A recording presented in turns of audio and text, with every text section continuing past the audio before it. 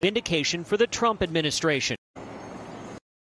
You know, Don, to the point that the governor was making, the president wanted this photo op and he wanted to disperse that crowd because he is, he wants an image of all of these protests being one thing, which is violent, which, of course, is not accurate. Yes. And listen, we work in television. We know when someone is producing a moment. And we know this president comes from a reality show background. And the fact that he says that he is going to protect protesters, peaceful protesters, and then sends in military or police officers to push them away when they're being peaceful it's just really outrageous. And Erin, we're New Yorkers. Donald Trump standing in front of a church with a Bible? Really? Let's just be honest here. When was the last time Donald Trump saw a church? Even before he was president of the United States. When was the last time he cracked open a Bible? I'm just saying, this is all for show.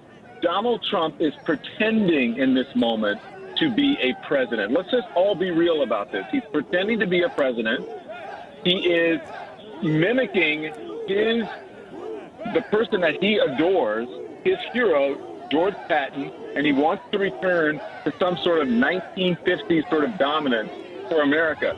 That's what he's doing. This is all acting. It's all a show, and he is performing in the country what he thinks a leader should be like and what he thinks a president of the United States should be like. But guess what? This is a very, very dangerous game. He is possibly igniting tension. Not possibly. He is igniting tensions, I know more.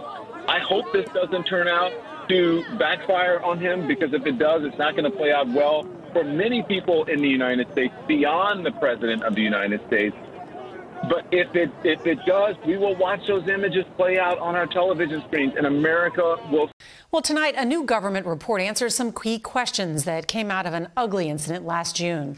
This was when U.S. Park Police and other federal law enforcement agencies forcibly cleared protesters from Lafayette Park near the White House.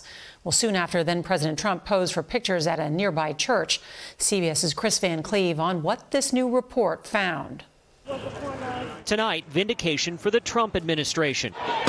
An Inspector General report finds federal law enforcement officers that aggressively cleared protesters and media from outside of the White House during last summer's social justice demonstrations did not do it to make way for this presidential photo op at St. John's Church. Is that your Bible?